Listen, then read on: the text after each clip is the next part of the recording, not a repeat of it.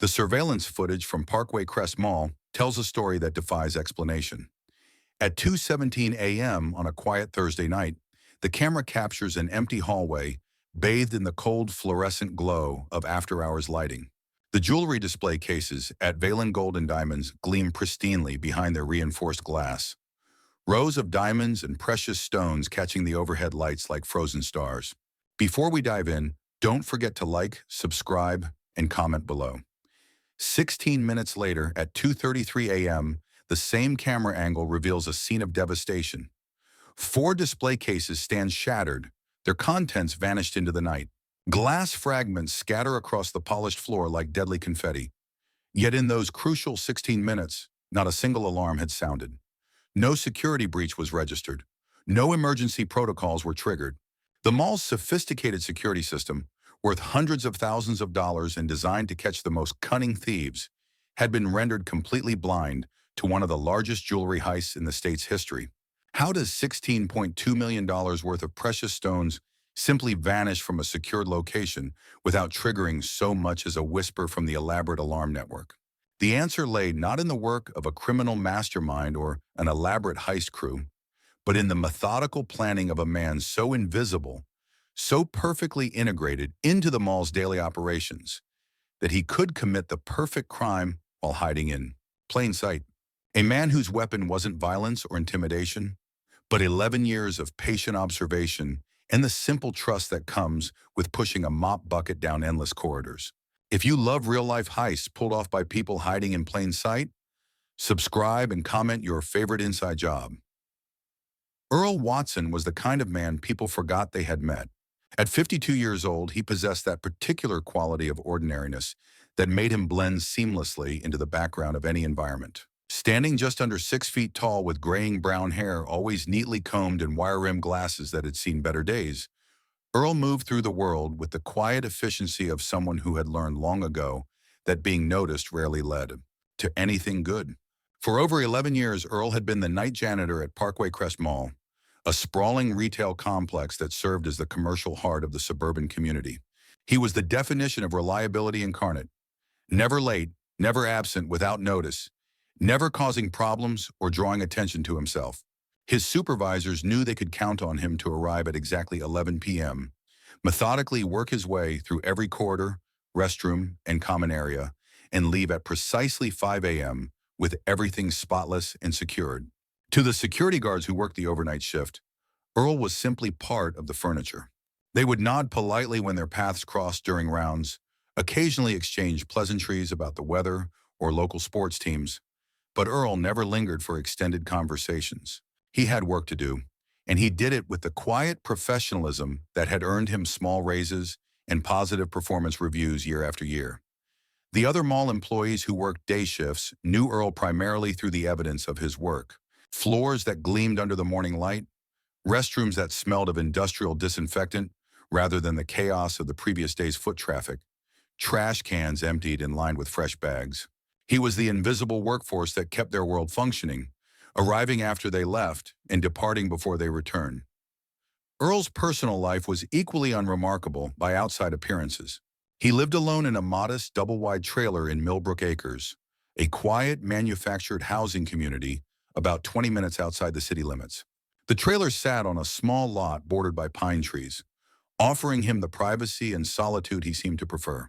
His neighbors, mostly retirees and working-class families, knew him as the quiet man in Unit 47 who kept his lawn mowed and never played music too loud. He had been widowed 8 years earlier when his wife Margaret succumbed to breast cancer after a 2-year battle. Those who knew them both remembered Earl as a devoted husband who had worked extra shifts to help pay for her treatments, driving her to chemotherapy appointments and sitting patiently in hospital waiting rooms. Margaret's death had left him even more withdrawn than before, but he channeled his grief into his work, finding comfort in the predictable routines and solitary hours. What nobody realized was that Earl Watson was conducting the most elaborate reconnaissance operation the local law enforcement community had ever encountered. Behind his mild-mannered exterior and methodical work habits lay a mind capable of extraordinary attention to detail and strategic thinking. For months, he had been memorizing patrol patterns, studying security protocols, and identifying vulnerabilities in systems that others considered impenetrable. Earl understood better than anyone that true invisibility wasn't about hiding in shadows or wearing disguises. It was about being so perfectly integrated into the environment that your presence became expected, unremarkable, and ultimately unnoticed. In a world of security cameras and motion sensors, electronic locks and armed guards, the most dangerous person wasn't the one trying to break in from the outside. It was the one who was already on the inside, trusted and overlooked, with access to places and information that no outsider could ever obtain. Parkway Crest Mall had been the crown jewel of suburban retail when it opened in the early 1990s, a gleaming testament to American consumer culture sprawling across 47 acres of prime real estate. 3 anchor department stores anchored its wings, connected by wide corridors lined with specialty shops, restaurants, and service businesses. During peak hours, thousands of shoppers moved through its climate-controlled environment, their footsteps echoing off polished floors, while Mosaic played softly from hidden speakers. But Parkway Crest Mall in the 2020s was a different creature entirely.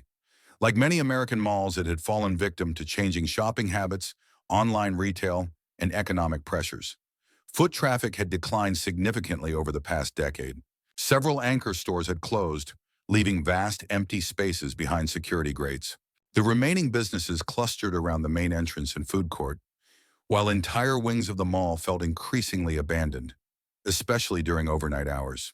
It was in one of these quieter sections that Valen Gold and Diamonds had established its presence 15 years earlier. The jewelry store occupied a corner unit near the mall's secondary entrance, a location that had seemed strategic when foot traffic was heavy, but now felt isolated and vulnerable. The store's position meant it was separated from the main security desk by nearly a quarter-mile of corridor, and the nearest occupied retail space was over 100 yards away.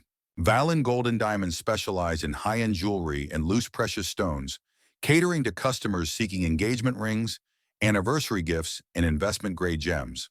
Their inventory regularly included items worth tens of thousands of dollars each, with total store inventory fluctuating between $800,000 and $1.2 million, depending on the season and recent acquisitions.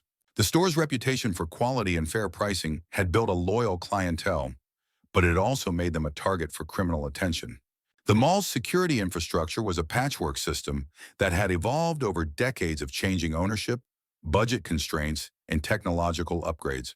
The overall security contract was held by SecureGuard Solutions, a regional company that provided armed guards for overnight shifts and monitored the central alarm system.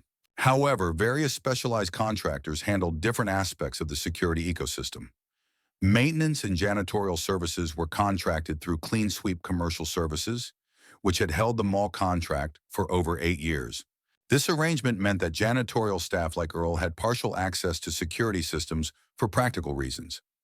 They needed to be able to reset motion sensors when cleaning, disable certain alarms during floor maintenance, and navigate secured areas during their overnight shifts.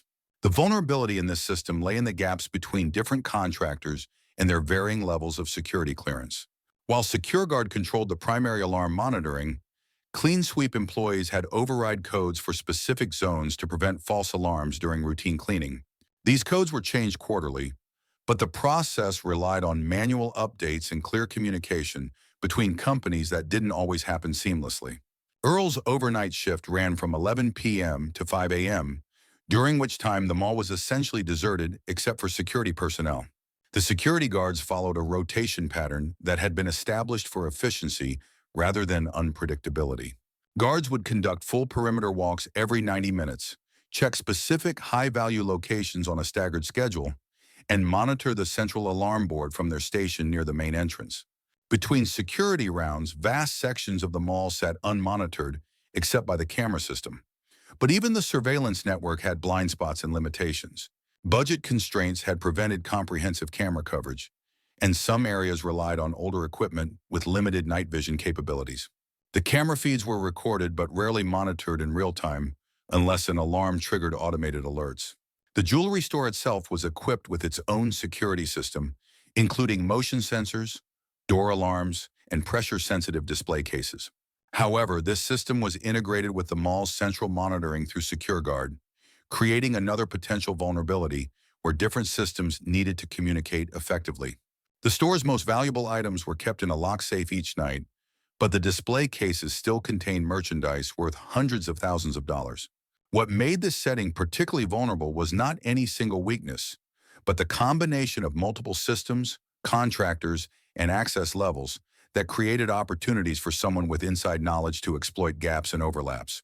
The mall's security was designed to keep outsiders from breaking in, but it was far less effective at monitoring someone who was supposed to be there, moving through the building with legitimate access and detailed knowledge of how everything worked. Earl Watson's transformation from trusted janitor to master thief didn't happen overnight. It was the result of 12 months of meticulous observation, careful planning, and patient intelligence gathering that would have impressed professional intelligence operatives. What made his approach so effective was that every piece of information he gathered came naturally through his legitimate duties, making his reconnaissance completely invisible to anyone who might have been watching. The first phase of Earl's preparation involved mapping the mall's human patterns with scientific precision. Over months of working the night shift, he had developed an internal clock that could predict with remarkable accuracy when and where security guards would appear during their rounds. He knew that Guard Rodriguez preferred to start his perimeter walk at the north entrance and work clockwise, taking approximately 12 minutes to complete the circuit. Guard Thompson, who worked alternate nights, was more methodical, but also more distracted, often pausing to check his phone or grab coffee from the food court vending machine. Earl began keeping a mental log of these patterns, noting variations based on weather, day of the week, and even the guards' personal moods. He discovered that Tuesday and Wednesday nights saw the most relaxed security routines, while Thursday and Friday nights were more rigid as the weekend shopping rush approached. He learned that guards were most attentive during their first and last rounds of the shift, but became more complacent during the long hours between midnight and 4 a.m. The camera system presented a more complex challenge, but Earl's position as night janitor gave him unique insights into its operation. His cleaning duties required him to work around the surveillance equipment, and he had legitimate reasons to be in areas where cameras were located. Over time, he identified several critical blind spots, areas where camera angles created shadows or where equipment positioning left gaps in coverage. More importantly, Earl discovered the maintenance protocols for the camera system.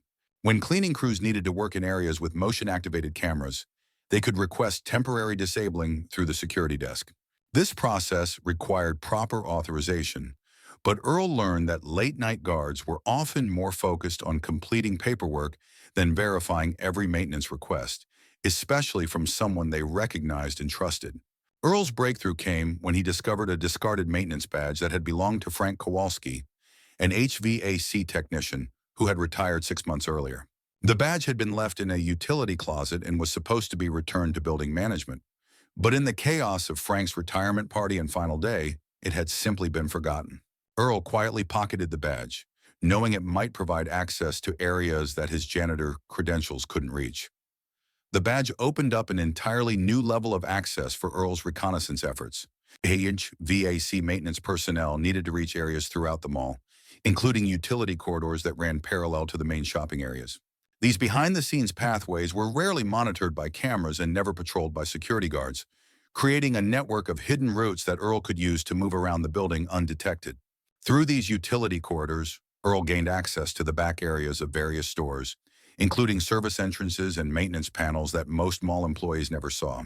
He discovered that Valen Gold and Diamonds had a rear access door that opened into the utility corridor, protected only by a standard commercial lock rather than the electronic security system that protected the main entrance. Earl's intelligence gathering extended to the jewelry store's business operations. He noticed patterns in their inventory cycles, observing when new merchandise arrived and how it was processed. He learned that every Thursday evening, the store received shipments of high-value items in preparation for weekend shopping, when engagement ring sales typically peaked. These Thursday night deliveries meant that by Friday morning, the store's display cases contained their highest value inventory of the week. The most crucial piece of information Earl gathered involved the store's key management system. During his cleaning duties, he observed store manager Patricia Chen's daily routines, including her habit of hanging her coat in the employee break room while handling end-of-day tasks. Patricia's key ring included not only her car keys and house keys, but also a master key for the jewelry store's internal doors and display cases. Earl realized that if he could temporarily borrow this key long enough to make an impression, he would have access to areas of the store that even sophisticated lockpicking couldn't reach. The challenge was finding an opportunity to access the key without arousing suspicion, and then returning it before its absence was noticed. The opportunity came during a particularly busy Thursday evening, when Patricia stayed late to process a large jewelry delivery. Earl observed her routine. She would hang her coat in the break room, work with the delivery personnel in the main store area for approximately 20 minutes, then return to retrieve her coat before leaving. During that 20-minute window, the break room was empty and accessible to Earl as part of his cleaning duties. Using a technique he had learned from online tutorials, Earl made quick impressions of the necessary keys using a soft modeling compound he had prepared specifically for this purpose. The entire process took less than 3 minutes, and Patricia's keys were back on her key ring before she finished processing the delivery. Within a week, Earl had used the impressions to create functional duplicates using a key cutting machine he purchased with cash from a hardware store in a neighboring town. Earl's final preparation phase involved acquiring the specialized tools he would need for the heist itself. He researched glass cutting techniques, learning that diamond-tipped glass cutters could create clean breaks in tempered glass without the loud shattering that would attract attention. He studied heat guns and their application in glass repair, realizing that he could potentially reseal cut glass to disguise evidence of tampering. Every tool and piece of equipment Earl acquired was purchased with cash from different locations, often during legitimate trips to handle personal errands. He never bought multiple specialized items from the same store, and he always had plausible explanations for any individual purchase. The glass cutter was bought when he mentioned to a neighbor that he was thinking about trying stained glass as a hobby. The heat gun was purchased along with paint strippers when he told his supervisor he was planning to refinish furniture in his trailer. By the time Earl was ready to execute his plan, he had spent over a year studying every aspect of the mall's operations, security systems, and human routines. He knew exactly when guards would be in specific areas, which cameras covered which angles, and how long he would have to work undetected. Most importantly, he had developed contingency plans for various scenarios, ensuring that even if something unexpected occurred, he would have options for adapting without abandoning the operation entirely. Thursday, October 15th, began like any other workday for Earl Watson. He spent the morning running errands, had a quiet lunch at the diner he frequented twice a week, and took an afternoon nap to ensure he would be alert during his overnight shift. By early evening, he was going through his usual pre-work routine, a simple dinner, a shower, and laying out his work clothes with the same methodical precision he brought to everything else in his life. But this Thursday was different. Hidden beneath his calm exterior, Earl's mind was running through final checks of a plan that had been months in the making. He had identified this particular Thursday as optimal because it fell during the new moon phase, meaning minimal natural lighting around the mall's exterior. The weather forecast called for light rain, which would keep casual foot traffic away from the building and provide additional cover for his movements. Earl arrived at Parkway Crest Mall at his usual time, 10:50 p.m., parking his aging Toyota pickup in the employee section where it had sat countless times before.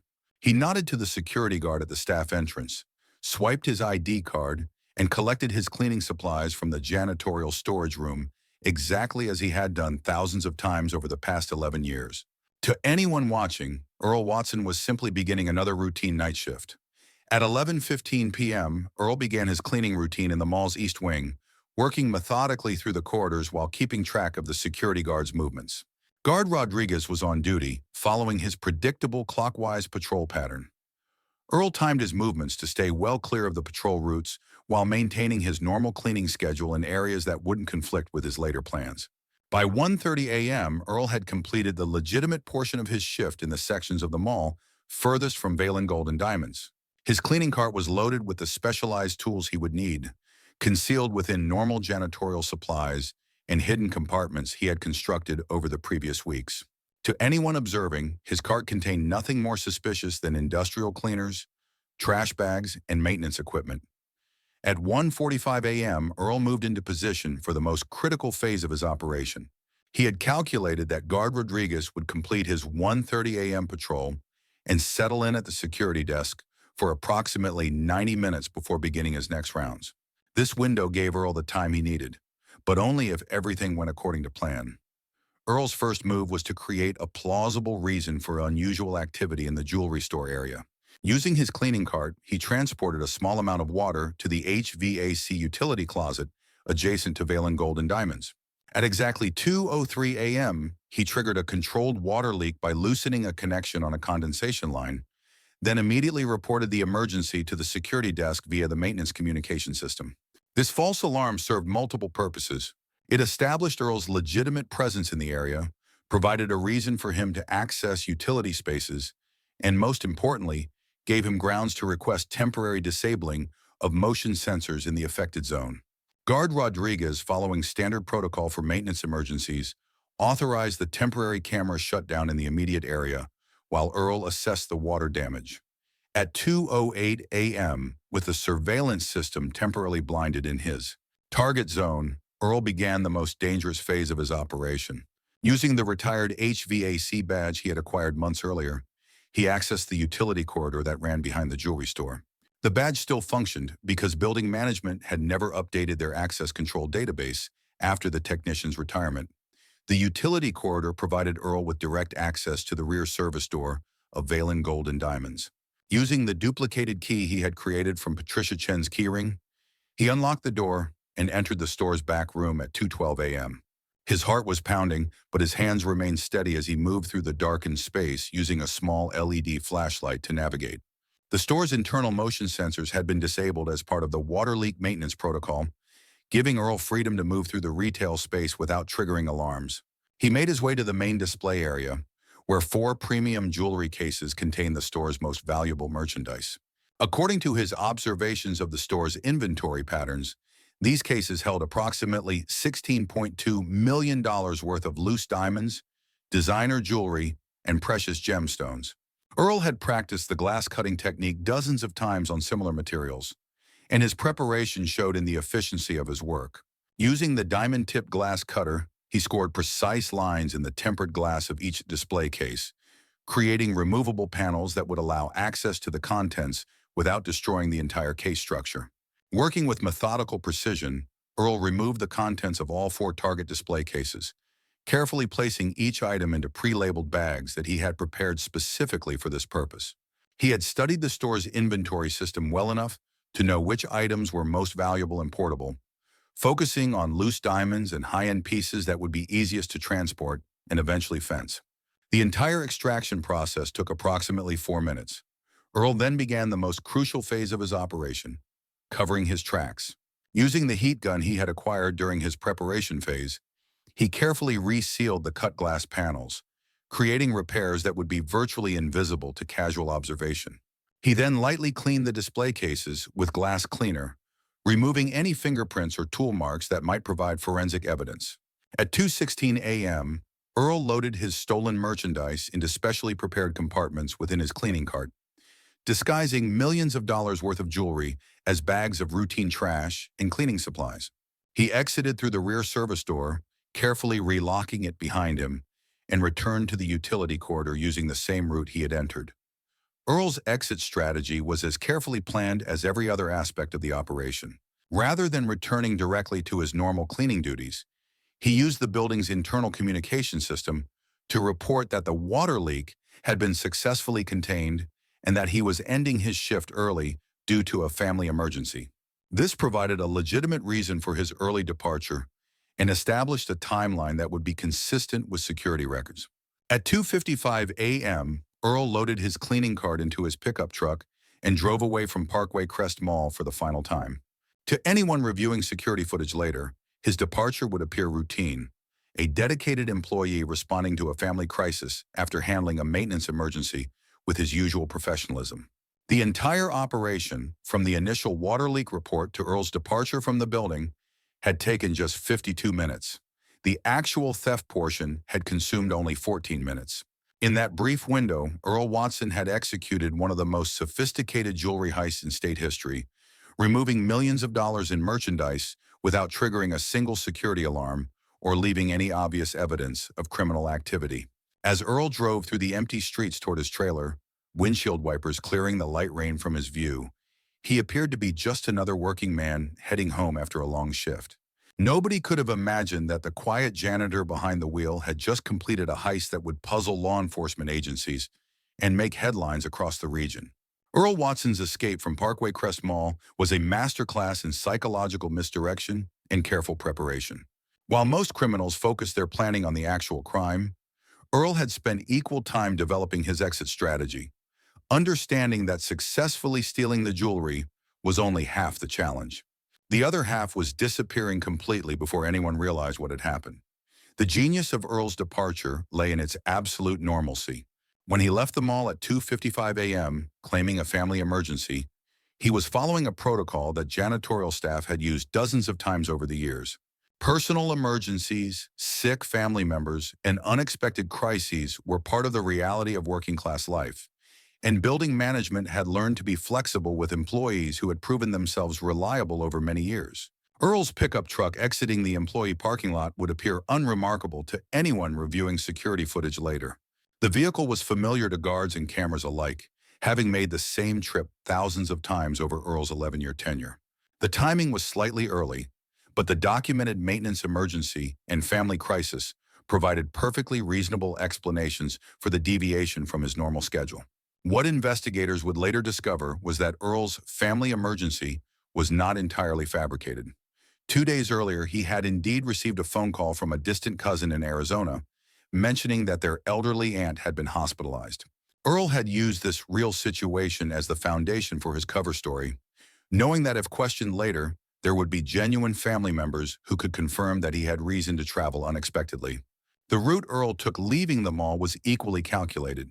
Instead of driving directly toward his trailer in Millbrook Acres, he headed toward the interstate highway that connected to several neighboring states.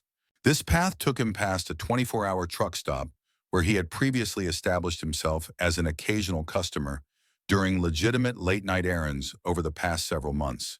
At the truck stop, Earl made his first crucial move in transforming from night janitor to fugitive. In the men's restroom, he changed from his work uniform into civilian clothes he had stored in his truck.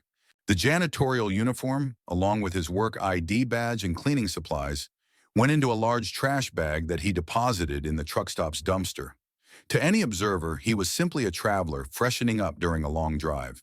Earl's truck contained everything he needed for immediate flight: several days' worth of clothes, basic toiletries, non-perishable food, and most importantly, approximately $8,000 in cash he had been quietly accumulating over the past year. This money had come from legitimate sources: modest savings, the occasional overtime pay, and the proceeds from selling personal items he no longer needed. It represented his entire life savings, carefully preserved for this moment. The stolen jewelry remained hidden in specially constructed compartments throughout Earl's truck, disguised as automotive supplies and tools. He had spent months preparing these hiding places, ensuring that even a thorough search would be unlikely to reveal the merchandise unless investigators knew exactly what they were looking for and where to find it. Earl's immediate destination was not his cousin in Arizona, despite what he had told mall security. Instead, he drove through the night toward a small motel in a town approximately 200 miles away, a location he had researched and visited once before during a practice run months earlier. The motel was the kind of place that accepted cash payments, asked few questions, and maintained minimal records of their guests. Upon reaching the motel at sunrise, Earl checked in under a false name, paying for a week's stay in advance with cash. He had practiced the identity he planned to use, creating a plausible backstory about being a traveling salesman taking a vacation between territories. The false identification documents he carried were not sophisticated forgeries, but they were sufficient for the limited verification that budget motels typically performed. From the motel, Earl began executing the second phase of his escape plan. Using a prepaid cell phone he had purchased months earlier, he contacted several used car dealers in the surrounding area, claiming to be interested in trading his pickup truck for a different vehicle. This process took 2 days, during which Earl carefully evaluated potential transactions that would provide him with reliable transportation while eliminating the vehicle that connected him to his previous identity. The car trade Earl ultimately arranged was with a small independent dealer who specialized in cash transactions and minimal paperwork.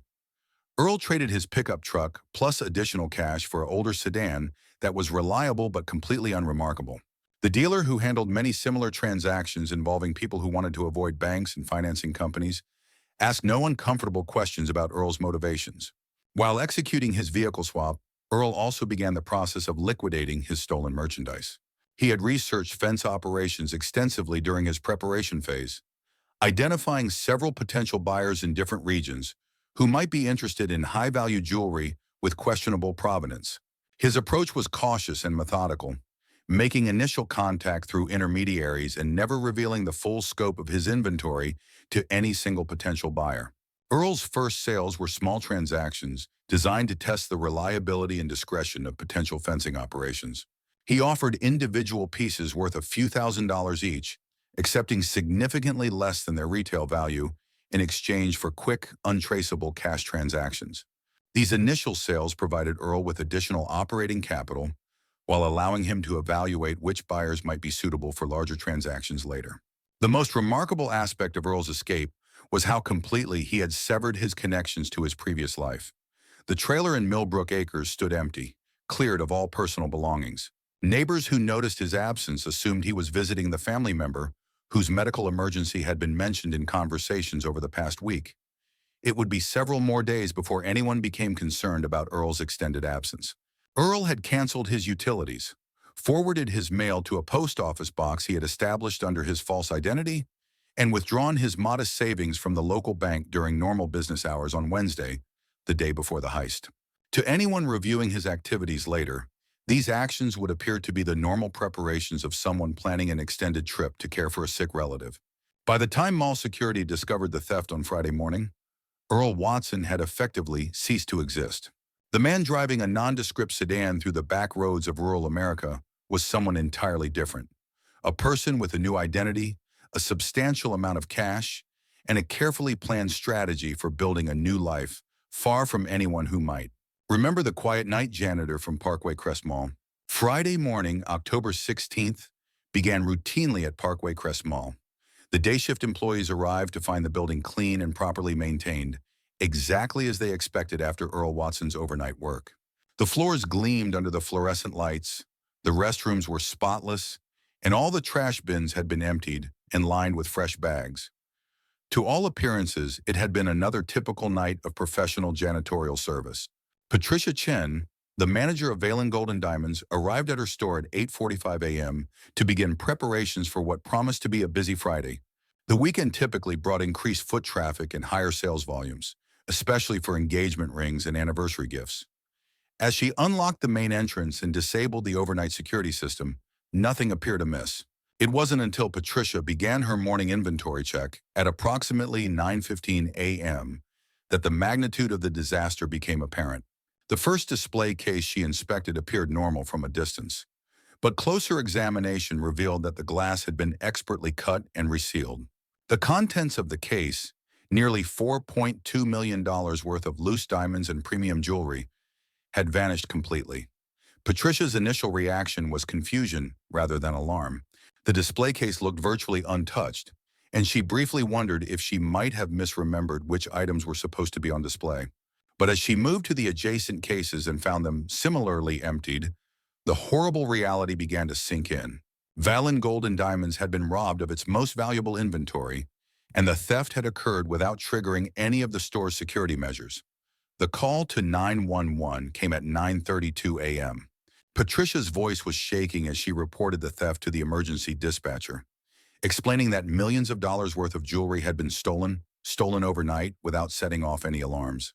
The responding patrol officers arrived within minutes, followed shortly by detectives from the burglary unit who specialized in high-value commercial thefts.